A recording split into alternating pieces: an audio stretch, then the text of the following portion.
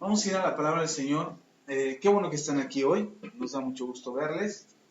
Y el mensaje que hoy quiero compartir con ustedes se llama Dios de temporadas. Alguna vez les prediqué yo o enseñé yo acerca de las temporadas de Dios, o de cómo Dios se mueve a través de las estaciones.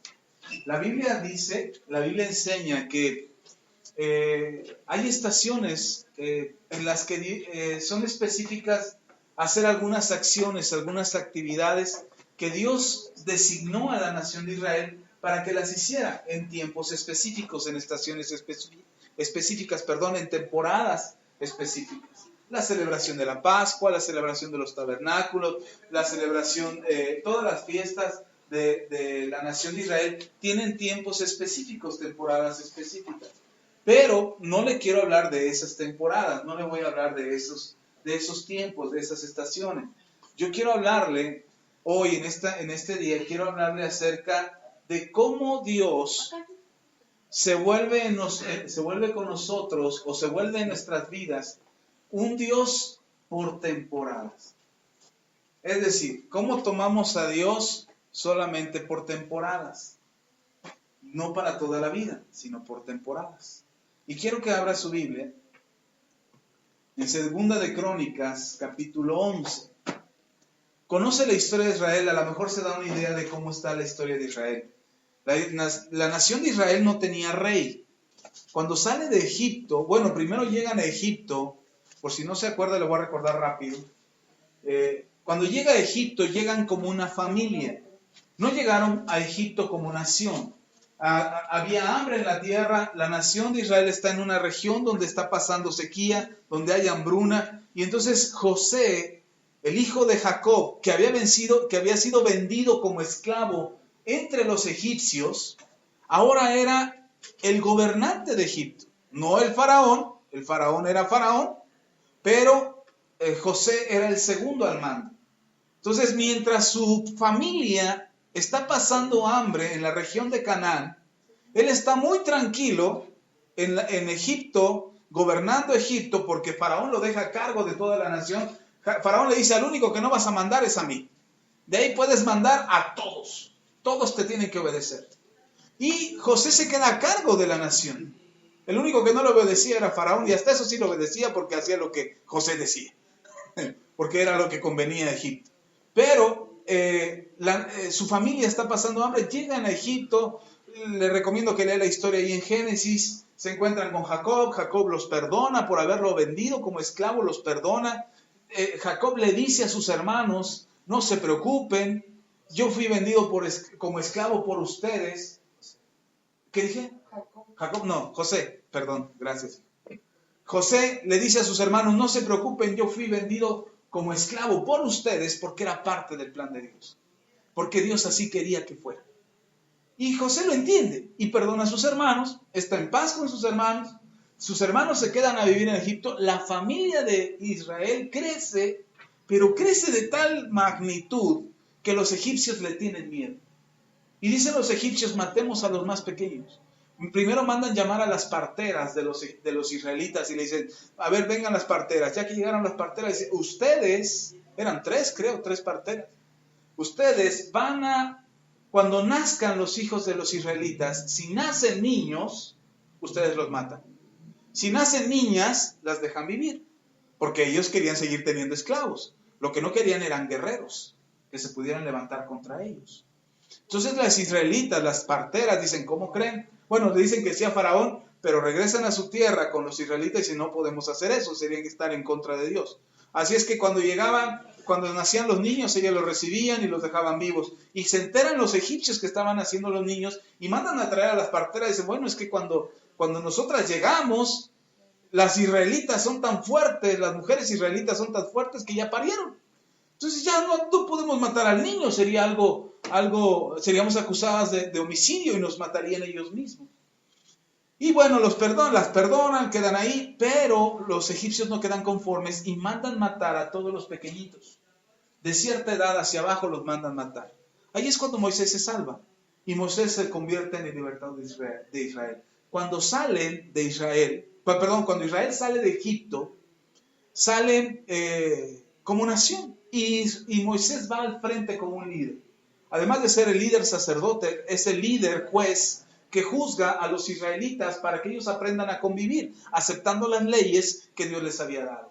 Y salen de Egipto, van a la tierra prometida, entran a la tierra prometida y se dan cuenta que las demás naciones no se rigen por jueces, sino se rigen por reyes.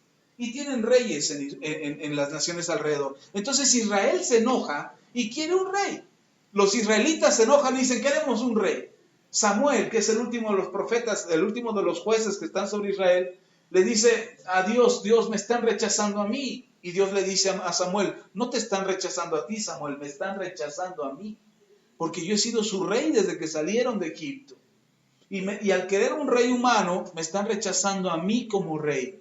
No me quieren a mí de rey. Ellos quieren un rey al que puedan ver, a mí no me pueden ver. Y entonces Dios les concede a los israelitas tener un rey. Y el primer rey, ustedes se acordarán, el primer rey es Saúl. Ese es el primer rey. Se equivoca Saúl, Saúl es desechado. Y entonces Dios levanta a un rey que le dice a Samuel, me he provisto de un nuevo rey, un hombre conforme a mi corazón, y este es David. El rey David es el nuevo rey de Israel. Y entonces David ejerce un reinado de mucha prosperidad, de mucha abundancia, de muchas victorias, de muchas guerras, por supuesto, pero de muchas victorias. Dios está con David y David es el rey más excelente que ha tenido la nación de Israel hasta el día de hoy. Después surge Salomón, el hijo de David. Un reinado de paz, un reinado tranquilo, un reinado de prosperidad, todo les va muy bien, ningún enemigo se levanta contra Israel. Salomón se la pasa bien padre reinando, porque no tiene a ningún enemigo que se levante contra él. Y además prospera y enriquece y enriquece y enriquece, y se le consideró el hombre más sabio sobre la tierra hasta el día de hoy. No ha habido otro más sabio que que Salomón. Y entonces Salomón tiene hijos, y al tener hijos, los hijos empiezan a pelearse el reino. Y entonces, desde que muere Salomón, los hijos empiezan a pelear la herencia. Casi no pasa, ¿verdad? Pero ahí también pasó. Y se empiezan a pelear la herencia. Se empiezan a pelear lo que el rey Salomón había logrado. Y vaya que era mucho. Era muchísimo. Nosotros nos peleamos aquí en la tierra, ahora actualmente nos peleamos por 100 metros cuadrados de terreno. No, allá eran hectáreas y hectáreas, caballerizas y caballerizas.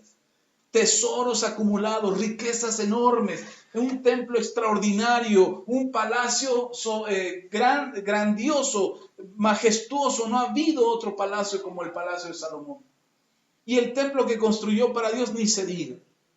Todo de oro, de piedras preciosas, del mejor mármol, de las mejores maderas, las mejores telas, todo era grandioso.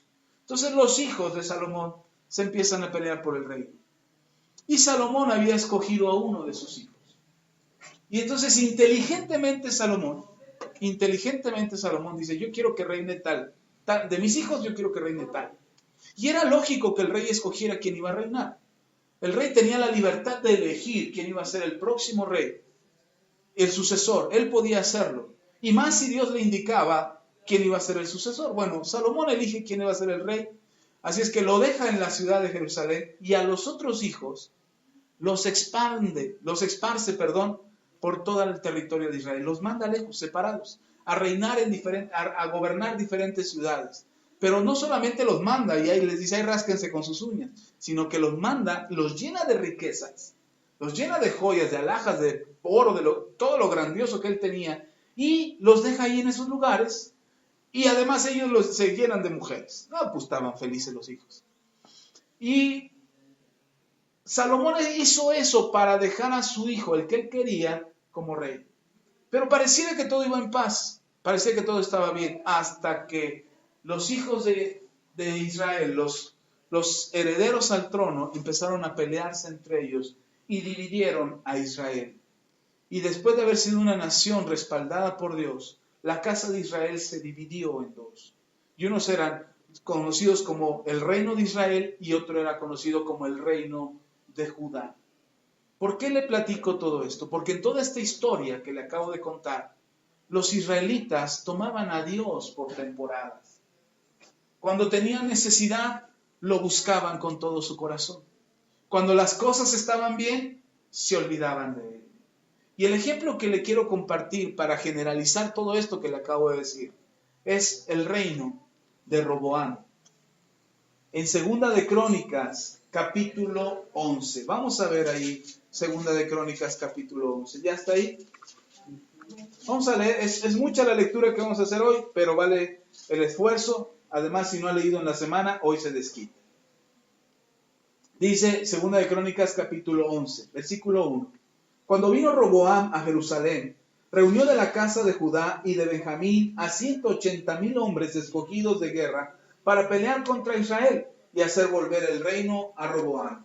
Mas vino palabra de Jehová a Semaías, varón de Dios, diciendo: habla a Roboam, hijo de Salomón, rey de Judá, y a todos los israelitas en Judá y en Benjamín, diciéndoles: así ha dicho Jehová, no subáis ni peleéis contra vuestros hermanos, vuélvase cada uno a su casa, porque yo he hecho esto. Y ellos oyeron la palabra de Jehová y se volvieron y no fueron contra Jeroboam. Jeroboam era el otro hermano.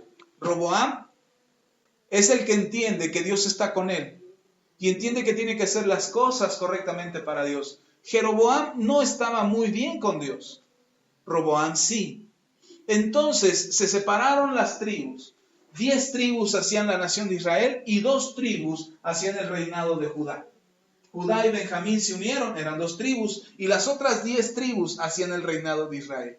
Roboam, desde el que acabamos de leer, es ungido rey, es puesto como rey sobre estas 2 tribus, sobre Judá y sobre Benjamín, y es puesto ahí en la casa de David como el rey de Judá. Y entonces este rey decide recuperar todo el reino, es decir, las otras 10 tribus. Y dice, vamos a pelear, y levanta un ejército, un gran ejército. 18,000 dice ahí, ¿cuántos dice? 18,000 guerreros, listos para la guerra, no cualquier ciudadano que se hubiera armado de un palo. ¿Cuánto? Gracias, 180,000, gracias. 180,000 guerreros, 180,000 guerreros. Y no era cualquier ciudadano que agarró un palo para ir a pelear, eran 180,000 guerreros, listos para la guerra. Iban a pelear contra sus hermanos, iban a hacer una batalla. ¿Y sabe qué le dice Dios a través del profeta? Detente, no pelees. Yo permití que esto fuera de esta manera. Yo permití que el reino de Israel se dividiera. Yo permití que la casa de tu padre se dividiera. Yo así lo permití, pero no levantes tu mano contra tus hermanos. No te pongas a pelear contra tus hermanos. Yo así lo permití, yo así lo quiero y yo quiero que las cosas tomen el orden que yo establecí. Y entonces Roboam regresa tranquilo a casa. Dice, bueno, si no se trata de pelear, reinemos en el pedacito que nos toca. 2 tribus. Y Roboam empieza a reinar sobre estas 2 tribus, sobre Judá y sobre Benjamín. Y si leemos el resto del texto que está ahí en el capítulo 11, nos vamos a dar cuenta cómo es que le fue a Roboam en su reinado. Veamos cómo Dios prospera a Roboam. Dice, y habló Roboam en Jerusalén. Perdón, gracias. ¿Ya? ¿Le puedo prender aquí? Pero no es la de acá. Es esa. Ándale, gracias. Ya de por sí ya no lo veo. No se preocupe, está bien. Me voy a acercar aquí a la luz. Dice, y habitó Roboam en Jerusalén y edificó ciudades para fortificar Judá. ¿Qué hizo Roboam?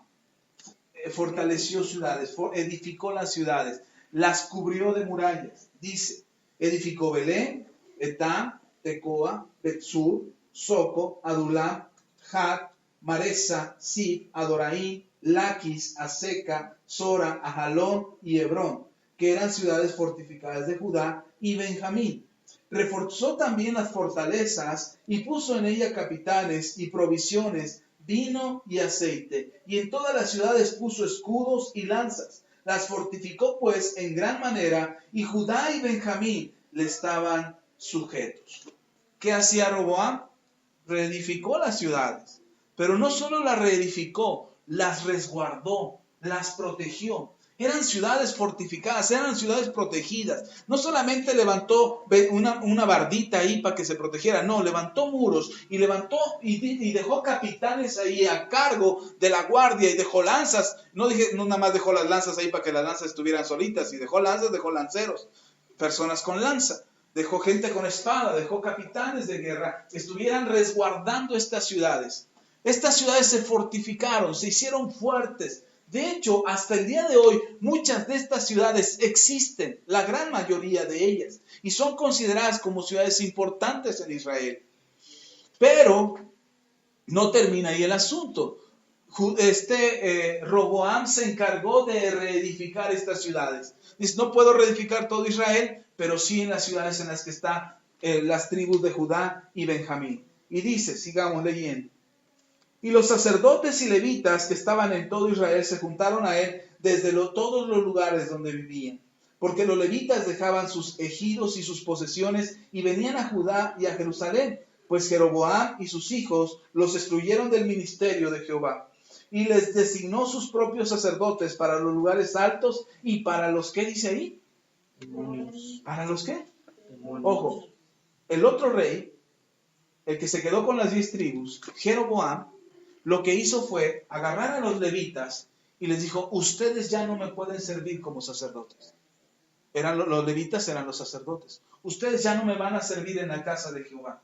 Ustedes ya no van a ser los sacerdotes que traigan las ofrendas y los sacrificios. Eran los de la tribu de Leví. La tribu de Leví eran los encargados del sacerdocio. Nadie más se podía encargar del sacerdocio según las instrucciones que Dios le había dejado a Moisés. Sin embargo, Jeroboam dice, que tú eres sacerdote. Ok, ¿cuál es tu tierra? ¿Dónde tienes tu ejido, tu tierrita? Pues la tengo allá por la tribu de Zabulón. No, pues me entregas tu tierra y te me vienes a trabajar aquí a Jerusalén, pero no vas a trabajar en el sacerdocio. Lo que quería Jeroboam era estar vigilando a los sacerdotes. Y entonces dice que cuando supieron, creí que le había dado algo. Sí, a mí. Entonces, Roboam, cuando Roboam se establece como rey en Judá, cuando se establece como rey en Judá y en Benjamín, entonces en ese momento los sacerdotes se enteran que Roboam está haciendo lo correcto delante de Dios.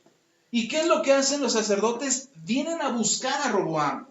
Ellos tienen una encomienda, tienen una labor. ¿Cuál es esa labor? Servir a Dios. Eran los encargados del templo, eran los encargados de los sacrificios, eran los encargados de adorar a Dios. Pero les había sido quitado ese privilegio. Y entonces, ¿qué hizo Jeroboam, el rey de las 10 tribus de Israel? ¿Qué hizo Jeroboam? Levantó sus propios sacerdotes. A los que él quiso. No a los de la tribu de Leví, a los que él quiso. Y dice que tenía sacerdotes para los altares, pero también sacerdotes para los demonios. Dice, pues más vale estar de buenas con los dos lados.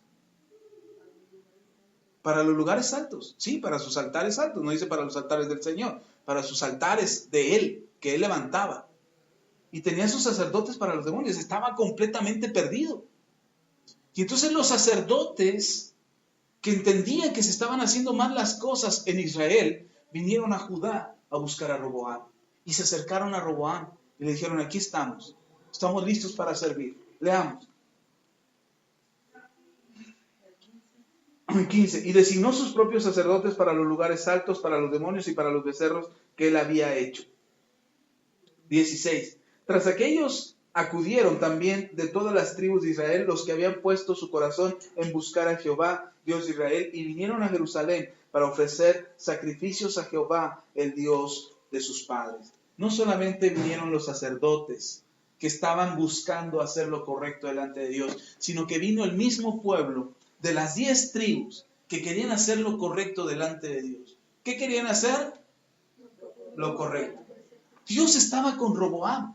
Dios estaba bendiciendo a Roboam. La presencia de Dios estaba en Jerusalén. La presencia de Dios estaba en el reinado de Judá. Y entonces viene el pueblo que quiere de Dios, que busca de Dios, que quiere hacer lo correcto delante de Dios, vienen a este reinado. Entonces ya no solamente eran los habitantes de Benjamín y los habitantes de Judá, eran los habitantes de todo Israel que querían hacer lo correcto delante de Dios.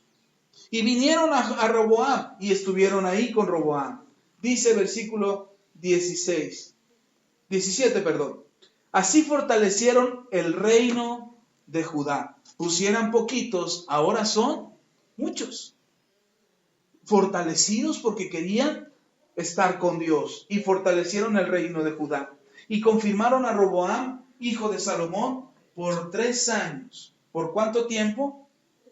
Por 3 años. Porque 3 años anduvieron en el camino de David y de Salomón. ¿Cuánto tiempo anduvieron? ¿Cuánto tiempo les duró el gusto? Solo 3 años hicieron lo recto, hicieron lo correcto delante de Dios. Es triste, pero es verdad. Porque mientras las cosas marcharon bien, mientras las cosas fueron difíciles, mientras las cosas se le complicaron, mientras había un enemigo a vencer, mientras había que ciudades que fortificar, mientras había que nutrir al pueblo de Dios, mientras que se tenía que hacer fuerte el reino de Roboam, mientras era necesario, él buscó a Dios e hicieron lo correcto delante de Dios. Pero cuando las cosas ya estaban en paz, cuando ya estaban fuertes, cuando ya era mucho pueblo, cuando las ciudades estaban fuertes, cuando ellos ya estaban seguros, dejaron de hacer la voluntad de Dios. Lamentablemente, eso es lo que muchas veces nos pasa a nosotros. Cuando tenemos necesidad de Dios, buscamos a Dios, oramos a Dios, venimos a la iglesia, adoramos al Señor, mientras las cosas están difíciles. Pero cuando las cosas entran en una tranquilidad y en una paz, dejamos de hacer lo que debemos hacer. Y entonces vienen las calamidades. Observe, vea lo que le pasa a Roboam. Dice, versículo 18, y tomó Roboam por mujer a Mahalat, hija de Jerimot, hijo de David, y de Abijail, hija de Eliab, hijo de Isaí, la cual le dio a luz estos hijos, Jeús, Samarías, Saham. Después de ella tomó a Maca, hija de Absalón, la cual le dio a luz Abías, Ataí, Sisa, Selomit. Pero Roboam amó a Maca, hija de Absalón, sobre todas las mujeres y concubinas, porque tomó 18 mujeres, ¿y cuántas concubinas? 60 concubinas. Y engendró 28 hijos y 60 hijas. Un montón de críos. Imagínense la cena de Navidad. Bueno, no había cena de Navidad en aquel no había, pero por ejemplo la Pascua, pues sí, la celebraban la Pascua, toda la familia ahí reunida. No, increíble. Ahora, esto es importante porque antes no menciona nada de esto, no menciona de las esposas ni de los hijos. Solamente menciona a Roboam como el rey de Judá. Pero es interesante ver que cuando deja de hacer, después de estos 3 años, cuando deja de hacer la voluntad de Dios, empieza a surgir todo esto. Tantas esposas, tantas concubinas, tantos hijos e hijas. Porque ya su corazón ya no tenía el temor de Dios.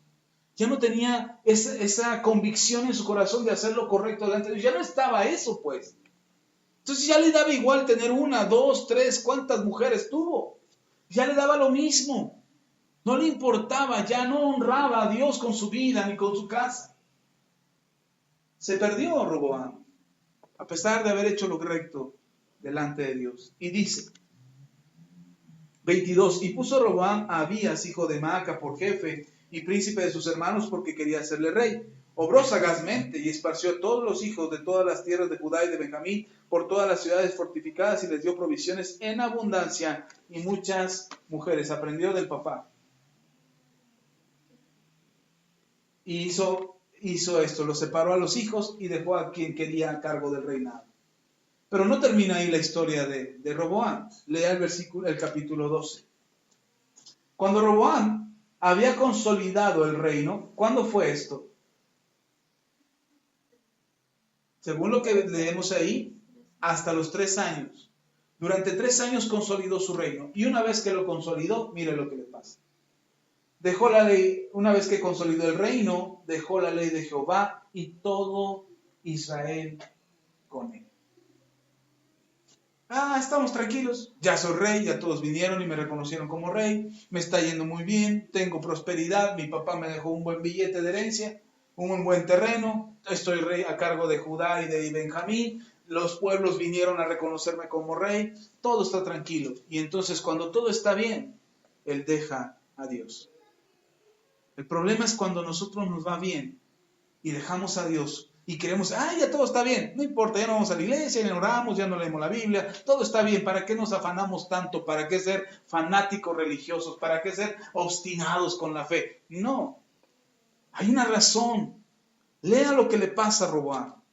Dice, y por cuanto se había rebelado contra Jehová, el 5º año del rey Roboam, subió Sisac, rey de Egipto, contra Jerusalén. 3 años de paz estando del lado de Dios. Apenas se aparta de Dios y a los 2 años ya tiene calamidad. Ni siquiera 3 años de paz tuvo sin Dios. 2 años. Y a los 2 años se levanta un enemigo contra Roboam. Y uno pudiera decir, ¿pero por qué se levantan los enemigos? Porque el enemigo sabe cuando estás vulnerable. El enemigo sabe cuando Dios no está contigo. Cuando Dios está contigo, el diablo, dice Santiago, sométete a Dios, apártate del mal y el diablo huirá de ti.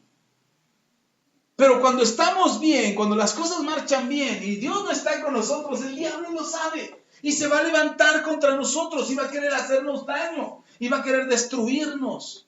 ¿Sí está conmigo? Inmediatamente el rey de Sisac se levanta contra Roboam y viene a pelear contra Roboam. Y mire, no nada más vino a pelear, lea conmigo. Subió al final del 2. Al año del rey Roboam subió Sisac, rey de Egipto, contra Jerusalén. Y con 1,200 carros y con 70,000 hombres de a caballo, más el pueblo que venía con él de Egipto, más el pueblo que venía con él de Egipto. Esto es, de libios, suquienos y etíopes. No tenía número. Es decir, ¿se acuerda cuando armó un ejército Roboam? ¿Cuántos armó? 180,000. 180,000 preparó y estaba listo para pelear. ¿Tenía un ejército numeroso Roboam? Sí, si volviera a llamar a su ejército, mínimo juntaría los 180,000 que había juntado en un principio, mínimo. Pero como ya había más pueblo de las otras tribus que habían venido a Jerusalén para estar del lado de Roboam, pues a lo mejor juntaba unos 300,000. Mucho más que los que traía el rey Sisac de Egipto. El rey Sisac dice que ¿cuántos traía ahí? 70,000 hombres y 1,200 carros. Y 70,000 hombres. Era mucho más los de Roboam del principio que leíamos. Pero el diablo no es tonto, hermano. El enemigo no es tonto. Y el Señor Jesús lo dijo de esta manera. El Señor Jesús cuenta una parábola y dice, había un hombre fuerte que estaba en una casa, pero fue atado y echado fuera de la casa. Y la casa quedó ordenada, limpia y vacía. Entonces este espíritu inmundo, este hombre fuerte, este espíritu inmundo, así lo dice el Señor, este espíritu inmundo se fue a lugares desérticos a vagar. Y anduvo ahí por mucho tiempo en los lugares desérticos, pero de repente dice que se acordó. Dice, voy a ir a ver mi casa, a ver cómo está, de la que me corrieron hace unos días o unos años atrás. Voy a regresar. Y dice que cuando regresó y vio la casa, la vio que estaba ordenada, limpia y vacía. Entonces dice este espíritu inmundo, este demonio dice, volveré a mi casa, pero dice que volvió con 7 más fuertes que él para poder tomar la casa de la que había sido echado. Lo que yo veo en este ejército, este rey Sisac, que viene contra Jerusalén, lo que yo veo es un demonio o un hombre fuerte, que viene no solamente él solo, sino que viene con 7 más fuertes que él. Vienen otras 3 naciones o 4 naciones que se le pegan a los egipcios y que vienen detrás de él y dice, son sin número. Era un ejército enorme que venía a destruir a Roboam y venía a destruir a Jerusalén. No piense, no crea que el enemigo va a tener consideración de usted, pero él sabe identificar. ¿Por qué no vinieron antes? ¿Por qué no vinieron antes a pelear contra Roboam? Porque Dios estaba con ellos. Porque Dios estaba resguardando a Roboam y a la tribu de Benjamín y a la tribu de Judá. Y los estaba resguardando y a todos los que estaban con él. Pero se olvidaron, se alejaron de Dios, dejaron a Dios a un lado y dijeron, Dios no importa. Estamos bien, estamos en paz, somos prósperos, nos va de maravilla, olvidémonos de Dios. Y dejaron a Dios de lado. Y entonces el enemigo dice, con que ya no tienes Dios que te proteja. Con que ya no tienes a Dios que te guarde y guarde tu vida y guarde tu alma y guarde tu corazón. Ya no tienes a nadie que esté contigo. Entonces eres vulnerable. Porque podrás tener el ejército más grande, pero el enemigo siempre levantará un ejército más grande que el tuyo. Por eso cuando Eliseo fue rodeado por el ejército enemigo y fue rodeado y el siervo sale y se asombra y dice, ¡wow! Estamos rodeados, estamos acabados. Y Eliseo sale porque Eliseo sabe que Dios está con él. Y Eliseo sale y le dice, es que tú no ves lo que yo veo. Son más los que están con nosotros que los que están contra nosotros. Y Eliseo ora a Dios y le dice a Dios, abre los ojos de este siervo mío para que pueda ver lo que yo estoy viendo. Y cuando ve el siervo se da cuenta que está rodeado de ángeles que van a pelear por ellos. Cuando tú estás del lado de Dios, no es solamente lo que tú ves, es también lo que no ves. Los ángeles acampan alrededor tuyo. Los ángeles están guardando tu vida, están guardando tus bienes, están guardando tu casa, están guardando a tu familia. Pero cuando nosotros dejamos a Dios, cuando nosotros dejamos de hacer la voluntad de Dios, cuando queremos hacer nuestra propia voluntad, nos volvemos vulnerables. Y entonces se levantarán ejércitos contra nosotros. Y vendrán contra nosotros y nos querrán destruir. Porque no crean que vienen a jugar a las matatenas. Ni a las canicas a ver quién gana. No, vienen a destruir. Dice claramente, querían destruir Jerusalén. ¿Nosotros de qué lado estamos? ¿Cuánto tiempo nos dura el gusto de estar del lado de Dios?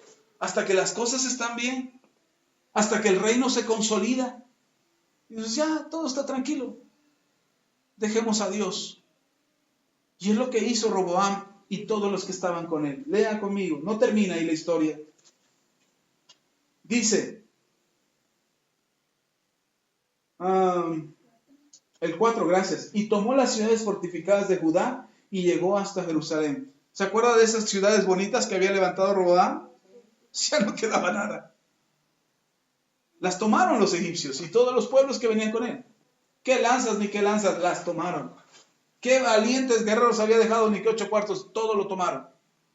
Ya solamente faltaba tomar Jerusalén, que era donde estaba el reino.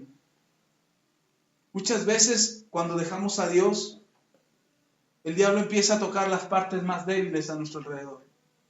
Porque aunque estas eran ciudades fortificadas, estaban lejos de la capital, estaban lejos de Jerusalén. Y eran vulnerables.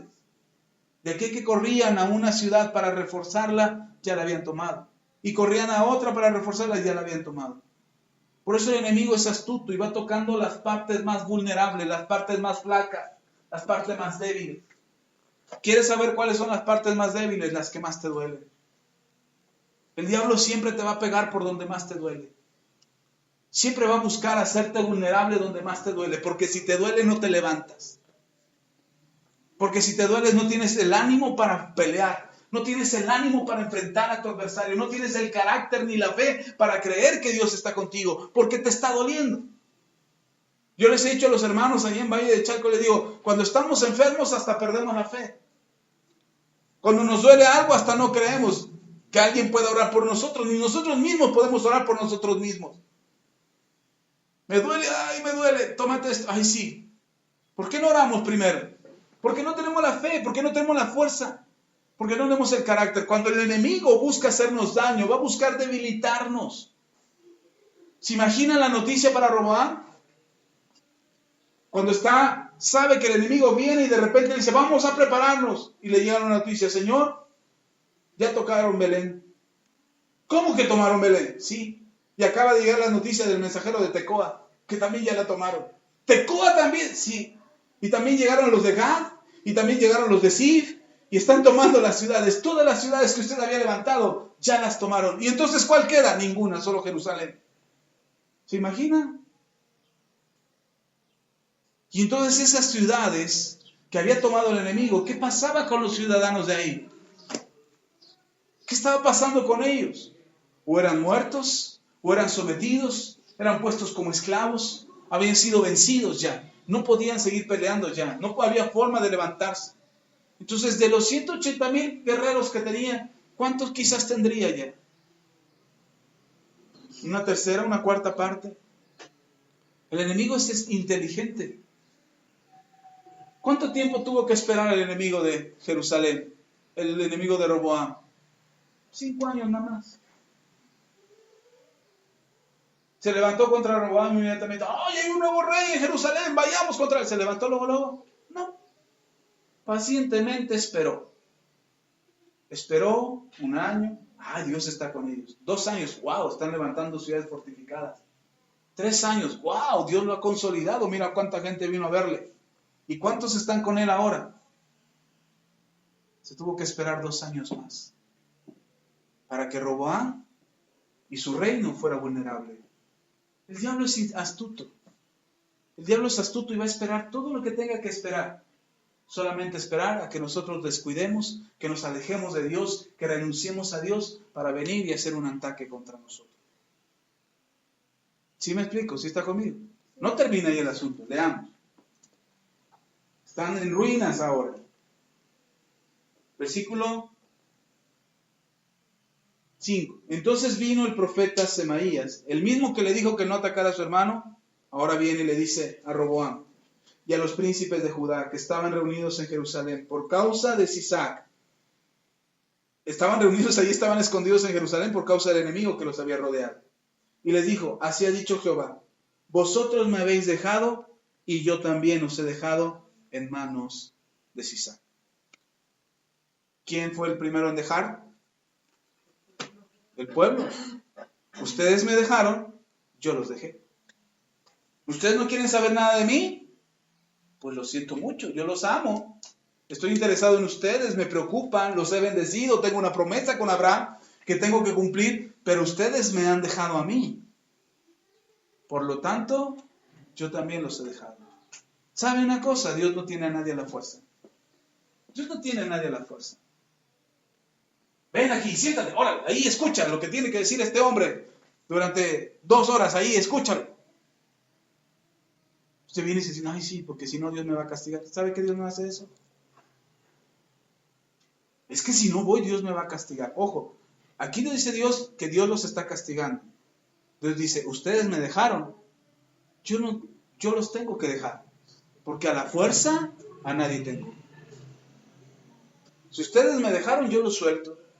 Si ustedes me sueltan, yo los suelto. Yo no los quiero soltar. Dios dice, ay, los solté porque me caían gordos, ya me tenían hartos con sus ideas y con sus cosas, ya los solté. No, dice lo primerito que dice, ustedes me dejaron, entonces yo los tuve que dejar. Porque a la fuerza no puedo tener a nadie.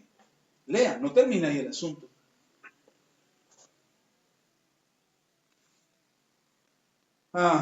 Versículo 6. Y los príncipes de Israel y el rey se humillaron y dijeron, justo es.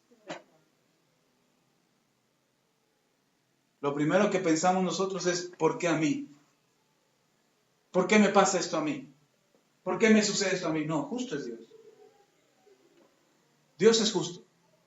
Alguien me decía hace ratito en la iglesia, es que le preguntaba sobre una familiar a una hermana de la iglesia que está teniendo problemas su familiar. Su familiar tiene problemas y su familiar conoce de la palabra. No va con nosotros a la iglesia, no pertenece a la iglesia. Nunca perteneció a la iglesia. Pero conoce de la Biblia, conoce de Dios, conoce de la palabra. Su mamá es cristiana, su hermana es cristiana. Pero ella nunca ha querido acercarse. Y yo le decía, ¿cómo está tu prima?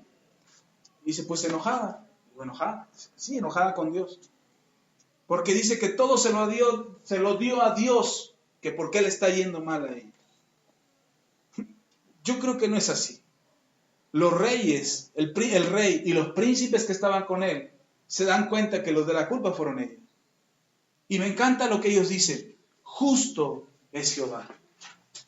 El Señor es justo. Tiene razón. Nosotros fuimos los que lo dejamos.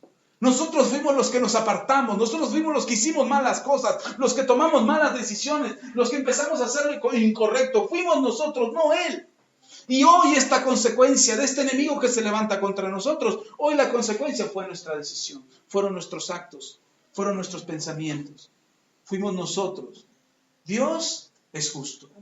Pero fíjese cómo lo reconoce, no diga, bueno, sí, Dios es justo y ya. No, dice que se humillaron. Porque una cosa es reconocer que alguien tiene la razón y otra cosa es humillarte reconociendo que tiene la razón. Si mi esposa me dice, oye, haz así las cosas, ay, no me molestes, yo sé cómo hacerlo y lo hago a mi manera y me explota la cacerola en mi cara y me dice mi esposa, ya ves, te dije que no lo hicieras así. Ay, sí, ya sé, tienes razón. ¿Le estoy dando la razón? Mi orgullo no le da la razón. Mi boca le está dando la razón, pero mi orgullo no. Entonces lo que hace el rey y lo que hacen los príncipes es humillarse delante de Dios y reconocer, diciendo, la verdad, nosotros nos equivocamos. Nosotros la regamos, hicimos malas cosas, aceptando lo que hicieron. Y dijeron, bueno, si así tiene que ser, justo es Jehová. Pero mire, Dios es justo y misericordioso. A mí me encanta que Dios es justo y misericordioso. Y dice la palabra, ay Dios mío, 7. Y cuando Jehová vio que se habían humillado, bendito sea Dios. Y cuando Jehová vio que se habían humillado, vino palabra de Jehová a Semaías diciendo, se han humillado, no los destruiré. Antes los salvaré en breve, y no se derramará mi ira contra Jerusalén por mano de Sisac. Pero serán sus siervos, para que sepan lo que es servirme a mí y lo que es servir a reinos de las naciones. Hay una gran diferencia entre servirle a Dios y servirle al mundo. Hay una gran diferencia. Y nosotros decidimos bajo quién nos ponemos. Es nuestra decisión. No es una decisión de Dios. No es algo que Dios va a elegir por nosotros. Él quiere que le sirvamos a Él. Y nosotros decidimos, o le servimos a Dios, o le servimos a alguien más. Es nuestra decisión. Y entonces Dios le dice a través del profeta de Semaías, o no me acuerdo cómo se llama, Semaías, le dice, ya los oí que se humillaron. Eso me agradó. Porque bien pudieron haberle reclamado a Dios, ¿no? ¿Por qué Dios nos pasa esto? Y dice, pues porque ustedes se lo buscaron. Están metidos en un problema porque ustedes se lo buscaron. Si hubieran estado de mi lado, esto no hubiera pasado. Los reyes, así como estuve con Salomón y le di paz durante todo su reinado, así pude haber estado con ustedes. Pero no quisieron. Solamente les duró el gusto 3 años. Solamente les duró 3 años las ganas de buscarme y las ganas de seguirme. Y dice Dios, ok, ya se humillaron. No los voy a destruir, porque hubieran sido destruidos por el enemigo. Pero no van a ser destruidos. Pero tampoco puedo dejar que no aprendan la lección. No puedo dejar que salgan bien librados de esto por completo, porque tienen que recordarlo. Tienen que saber qué es servirme a mí y qué es servir a otras naciones. Así es que los voy a dejar como esclavos. Los voy a dejar como esclavos ante ellos por un tiempo. No termina ahí la noticia. Dice Dios. Dice 8, pero serán sus siervos para que sepan lo que es servirme a mí y lo que es servir a los reinos de las naciones. Y subió pues Sisac, rey de Egipto, a Jerusalén, y tomó los tesoros de la casa de Jehová y los tesoros de la casa del rey, todo lo llevó. Y tomó los escudos de oro que Salomón había hecho. Y en lugar de ellos hizo el rey Roboam escudos de bronce y los entregó a los jefes de la guardia, los cuales custodiaban la entrada de la casa del rey. Cuando el rey iba a la casa de Jehová, venían los de la guardia y los llevaban y después los volvían a la cámara de la guardia. Y cuando él se humilló, la ira de Jehová se apartó de él, pero no para no destruirlo del todo, y también en Judá, y las cosas fueron bien. Fortalecido pues Roboam, reinó en Jerusalén, y era Roboam de 41 años cuando comenzó a reinar, y 17 años reinó en Jerusalén, ciudad que escogió Jehová de todas las tribus de Israel para poner en ella su nombre. Y el nombre de la madre de Roboam fue Naama, amonita. E hizo lo malo porque no dispuso su corazón para buscar a Jehová. Las cosas de Roboam, primeras y postreras, no están escritas en los libros de los profetas, del profeta Semaías y del vidente Ido, en el registro de las familias. Y entre Roboam y Jeroboam hubo guerra constante, y durmió Roboam con sus padres y fue sepultado en la ciudad de David, y reinó en su lugar Abías su hijo. Amén. Y después viene Abías, y después Asa, y después Josafat. Pero a mí me llama la atención que tengamos a un Dios de temporadas. Es decir, mientras las cosas marchan bien, mientras tenemos necesidad, buscamos a Dios. Cuando las cosas se ponen bien, dejamos a Dios. Sí creemos. Porque no digo que dejamos de creer, porque es algo que está en nuestro espíritu. La fe fue arraigada en nosotros. Lo que dejamos de hacer es lo correcto delante de Dios. Ese es el problema. Cuando queremos hacer nuestra voluntad y no la voluntad de Dios. Cuando pretendemos tener la razón y dejamos de hacer lo que Dios nos ha mandado. Ahí es donde nos estamos metiendo en problemas. Ahí es donde nos volvemos vulnerables. Ahí es donde el enemigo se levanta contra nosotros y dice, con que ahora estás sin Dios. Y el enemigo lo huele, ¿eh? El enemigo se da cuenta cuando estamos sin Dios. Cuando nos hemos olvidado de hacer la voluntad de Dios. Cuando se nos hace fácil pecar y hacer lo incorrecto delante de Dios. Cuando se nos hace fácil es cuando le fallamos a Dios. Y es cuando nos volvemos vulnerables. Y entonces, como dijo el Señor Jesús, este espíritu inmundo que había salido de nuestras vidas, que se había alejado de tu corazón, que se había alejado de tu familia, que se había alejado de tus finanzas, que se había apartado por causa de que Dios había venido a tu vida. Ese espíritu inmundo, no crean que se va y nunca más regresa. Ese espíritu inmundo se va y regresa. Porque dice, ¿cómo que me sacaron? Si es mi casa. Y regresa a ver cómo está su casa y resulta que la casa está, ¿cómo estaba? Ordenada, limpia y vacía. Y entonces cuando se asoma, no hay nadie en casa. Pero tomarla sabe que le va a costar trabajo. Porque no va a ser fácil como al principio. Al principio fue sencillo. Había ignorancia, había temor, había inseguridades en tu vida, había pecado y era fácil meterse. Pero ahora ya no es igual. Ahora tu casa está ordenada, limpia, pero vacía. ¿Por qué vacía? A mí me llamaba la atención. ¿Por qué vacía? Porque está sin Dios. Dios limpió la casa, pero nosotros no queremos que Dios esté en la casa. Que habite. No queremos a Dios en la casa. Queremos hacer las cosas a nuestra manera, no a la manera de Dios. Queremos hacer las cosas como nosotros creemos que se tienen que hacer, no a la manera de Dios. Y entonces Dios no está en casa. Y como Dios no está en casa, el enemigo se asoma y dice, wow, la casa está mejor que cuando la dejé. Porque ya te restauraste, porque ya perdonaste, ya limpiaste tu alma, estabas adolorido, estabas afligido, estabas enfermo, estabas abatido, estabas arruinado hasta el piso, pero Jesús llegó a tu vida y empezó a poner orden en tu vida. Y empezó a limpiar tu casa, a sanar tu alma, a sanar tus memorias, a restaurar tus recuerdos, a restaurar tu vida, a ponerle orden a tus finanzas. Dios obró en tu vida, pero nosotros decimos, ok, sí, Señor, límpiame, ordéname, restáurame, pero ya aquí, hasta aquí, ya no te metas más. Estas decisiones las tomo yo.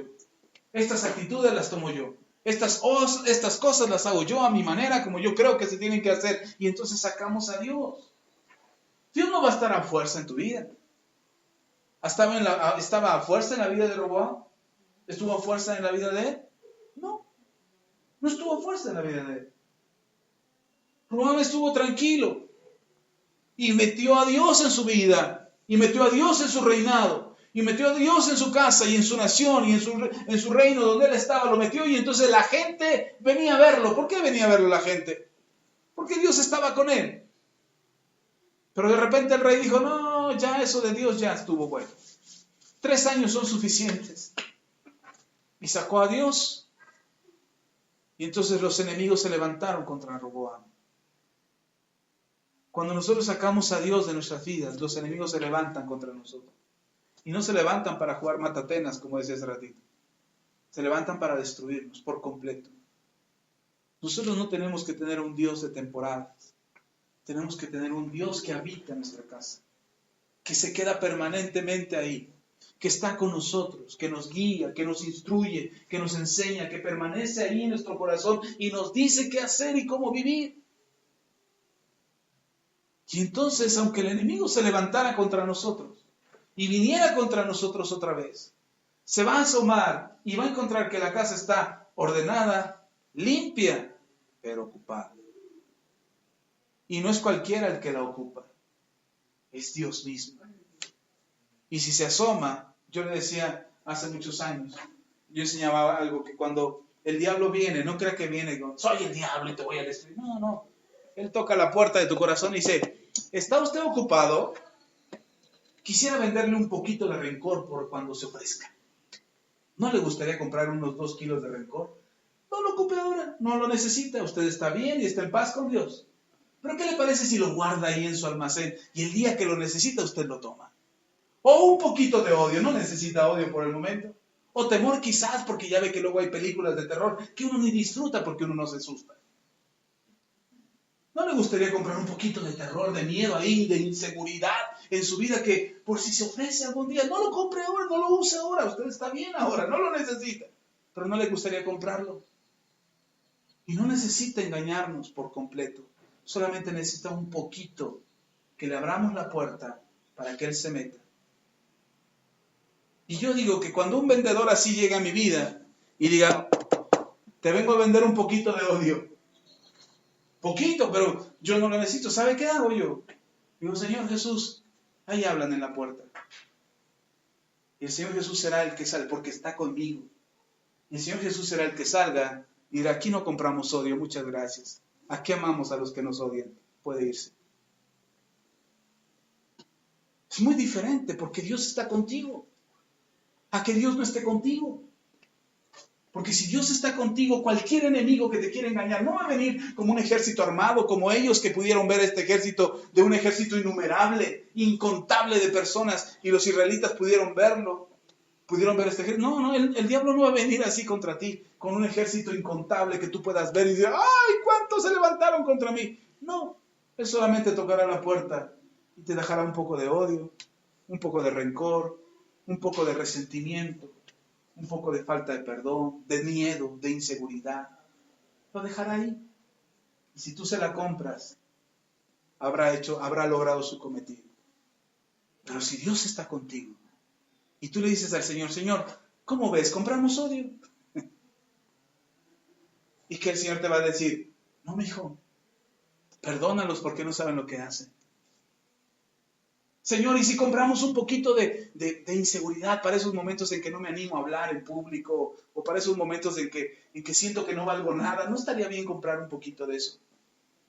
El Señor te dirá, si yo te compré con mi sangre y di mi vida por ti, ¿no vales eso, hijo?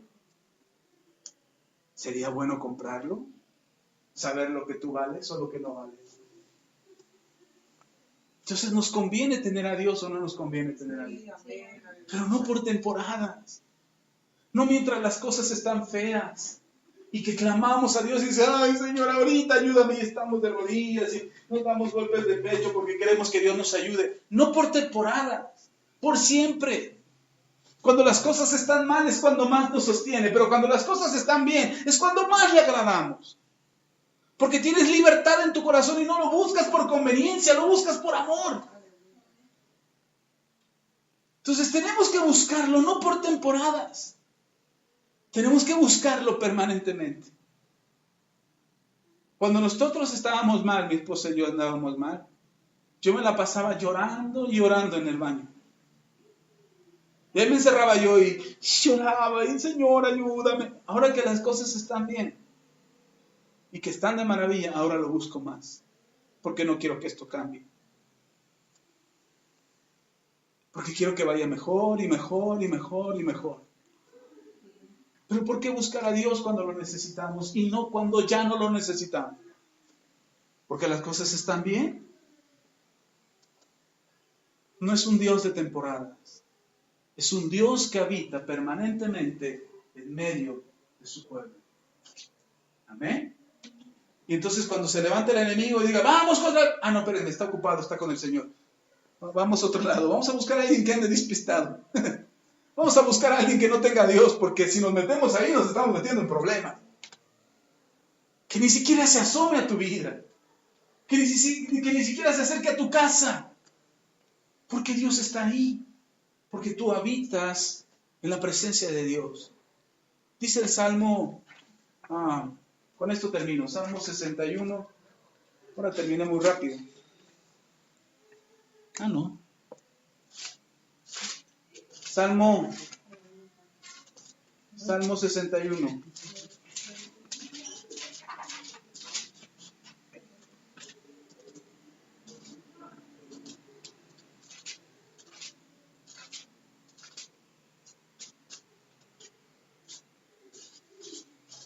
¿Está ahí? Dice, Salmo 61, versículo 1 en adelante. Oye, oh Dios, mi clamor, a mi oración atiende. Hago una pausa ahí. ¿Se imagina? Le explico algo. En mi trabajo, está la oficina de la dirección. Hagan de cuenta que esa es la puerta de la dirección y esa es la puerta de la administración. Sale uno al pasillo y unos 4 pasos estaba mi oficina. Estaba la dirección, estaba la administración y a una vueltecita de unos 15 pasos estaba mi oficina. Así estaba antes mi oficina. Y de repente a mi jefa se le ocurrió moverme del lugar. Y me mandó hasta el último lugar, al rincón más alejado de la dirección. Y el día jueves, el miércoles, no me acuerdo, me mandó llamar mi jefa. Y yo estaba apurado trabajando, tenía que enviar un informe. Y estaba apurado y no fui, pero nunca me fueron a avisar. Y me dice la jefa, oye, Elsa, ¿por qué no viniste cuando te mandé a hablar? Dice, porque nadie me avisó. ¿Cómo no? Si te mandé a avisar con fulano y con perengano. No, pues nunca llegaron allá, nunca me avisaron. Dice, no, pues es que hay que hacer algo para comunicarnos porque tú no estás. Cuando yo te necesito aquí no estás. Dije, bueno, esas son las consecuencias de haberme mandado tan lejos. Esas son las consecuencias. ¿Se imagina que Dios esté lejos de usted? ¿Qué tan rápido va a responder a su oración? ¿Qué tan rápido Dios va a escuchar a su oración si nosotros estamos lejos de Él? Porque nosotros nos soltamos de Él. Él no nos soltó. Nosotros nos soltamos. Dice el salmista, escucha, Dios, mi clamor. Está atento a mi oración. Que esté en casa. Es como cuando yo llego a la casa y mi esposa está ahí y nos ponemos a platicar. Tenemos el tiempo para hablarnos ella y yo. Pero si mi esposa no estuviera, cuando yo he salido fuera y nos hablamos por teléfono, ¿cómo estás, mijita? ¿Cómo estás, mi amor? ¿Cómo van las cosas? ¿Todo bien? Sí, pues rápido colgamos porque se nos acaba el saldo. O porque hay que colgar o porque ya es tarde. Pero no es lo mismo hablar por teléfono a tenernos cara a cara. A veces ni nos decimos nada más nos echamos ojitos de... Ni nos decimos nada. Pero porque estamos cerca. ¿O no? Pero si no estuviera cerca Dios, si Dios no estuviera cerca, ¿cómo te haces entender con Dios? ¿Cómo suplicas a Dios? ¿Cómo pides a Dios? Lo necesitamos cerca. ¿Amén? Ok. Dice, oye, oh Dios, mi clamor, a mi oración atiende. Desde el cabo de la tierra clamaré a ti cuando mi corazón desmayare. Llévame a la roca que es más alta que yo, porque tú has sido mi refugio y torre fuerte delante del enemigo. Yo habitaré en tu tabernáculo para siempre. Estaré seguro bajo la cubierta de tus alas, porque tú, oh Dios, has oído mis votos, me has dado la heredad de los que temen tu nombre. Día sobre día se añadirás al rey. Sus años serán como generación y generación. Estará para siempre delante de Dios. Preparará misericordia y verdad para los que ¿qué? Lo conserven. Ah, ¿verdad? 8. Así cantaré tu nombre para siempre, pagando mis votos cada día. ¿Cada cuándo? Cada día. Todos los días. Y entonces Dios escuchará, atenderá tu oración, estará a tu favor, pero no por temporadas, permanentemente. No cuando las cosas están mal. Está el Señor Jesús con los discípulos, van en la barca. El Señor Jesús se va a un lugar y empieza a dormir, descansa y empieza una tormenta. Mientras ellos pudieron medio controlar la barca, que la barca no se hundiera y que ellos pudieran controlar la barca, no molestaron a Jesús, hasta que ya no pudieron controlar el problema. Hasta que ya no pudieron con la barca. Y entonces ahora sí, corrieron a Jesús y le despertaron y dijeron: Maestro, despierta, ¿qué no ves que nos estamos hundiendo?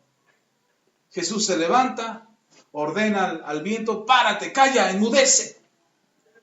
Se enmudece todo, queda silencio, la tormenta se calma y él vuelve a dormir.